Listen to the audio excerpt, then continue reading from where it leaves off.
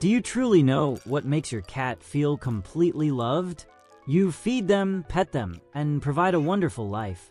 But beneath all of that, your cat is quietly craving things that most owners never think to do. These are among the most powerful ways to bond with your feline friend if you continue to overlook them. As many do, you might miss out on the deepest level of connection your cat is ready to share. Let's begin with a simple method you can try tonight. First, focus on scratching the exact spots they secretly crave.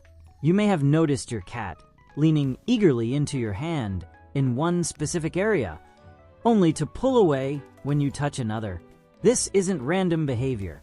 Your cat is literally showing you where they prefer to be petted, yet most owners miss the cue entirely. Typically, people stroke straight down the back from head to tail, or worse, they go for the belly. While some cats will tolerate this, tolerating is far from enjoying. There is a massive difference between a cat that simply puts up with your touch and one that completely melts into it. The spots your cat actually desires are their scent gland zones, located around the cheeks, the base of the ears, and right underneath the chin. When you gently and slowly scratch these areas, something incredible happens. Your cat releases facial pheromones, which are chemical signals communicating comfort, safety, and trust. You aren't just giving them a pleasant scratch. You are triggering a biological response that signals to their brain that they are home. In fact, research published in the journal Applied Animal Behavior Science reveals that cats show significantly more positive reactions, like slow blinking, purring, and head pressing, when touched around the head and cheeks compared to the belly or the base of the tail. When touched in the wrong zones, cats often display subtle signs of stress that easily go unnoticed.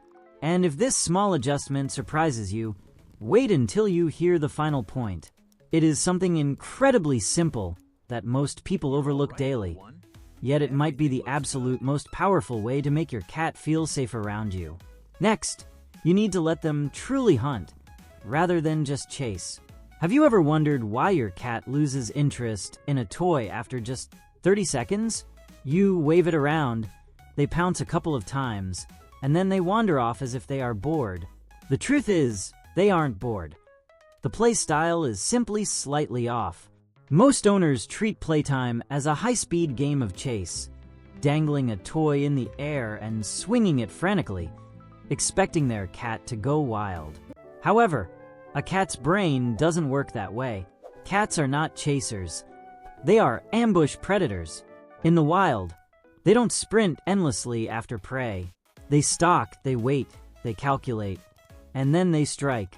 The ultimate satisfaction lies in that final moment of the catch. When you move a toy too quickly or keep it suspended where they can never reach it, you are unintentionally frustrating your cat. You are activating their prey drive, but denying them the chance to complete the cycle. It is the equivalent of sitting down for a meal, but never being allowed to take a bite. The solution is remarkably simple. Move the toy slowly, let it hide behind a pillow, and let it pause. Make it mimic the behavior of real prey, something small and nervous that has no idea it is being watched. Then comes the most crucial part. You have to let your cat catch it. Let them grab it, bite it, and kick it. That successful moment of capture releases a rush of dopamine, satisfying them on a deep, instinctual level. Once you shift to this style of play, you will notice a distinct change. Your cat will play for longer periods, engage more intensely, and return to you whenever they crave that rewarding feeling. It becomes more than just a fun game. It becomes trust built purely through instinct. Another profound way to connect is by talking to them in short, soft phrases. Have you ever spoken to your cat and felt like they were genuinely listening, tilting their head, perking their ears, and looking right at you as if they understood every word? You weren't imagining things. The secret, however, is not about what you say, but rather how you say it.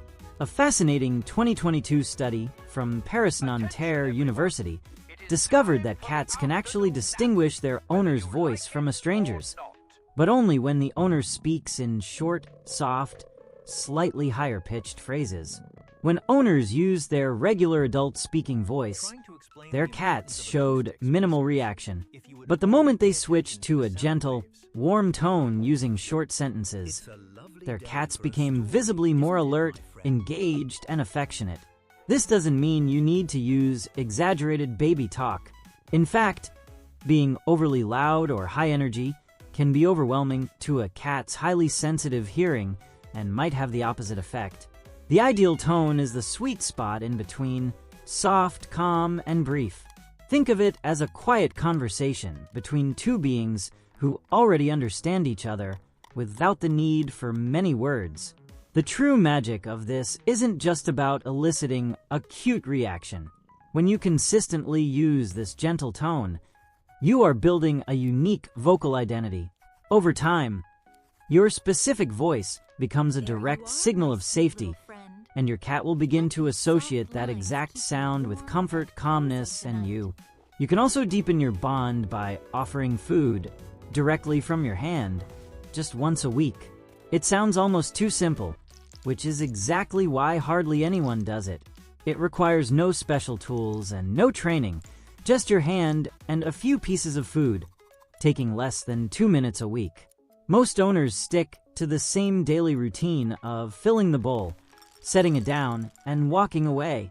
While there is nothing wrong with that, missing out on hand feeding means missing one of the most primal bonding experiences available. In the wild, mother cats bring prey directly to their kittens. This direct offering of food is one of a cat's earliest experiences of trust, and it is deeply hardwired into their biology.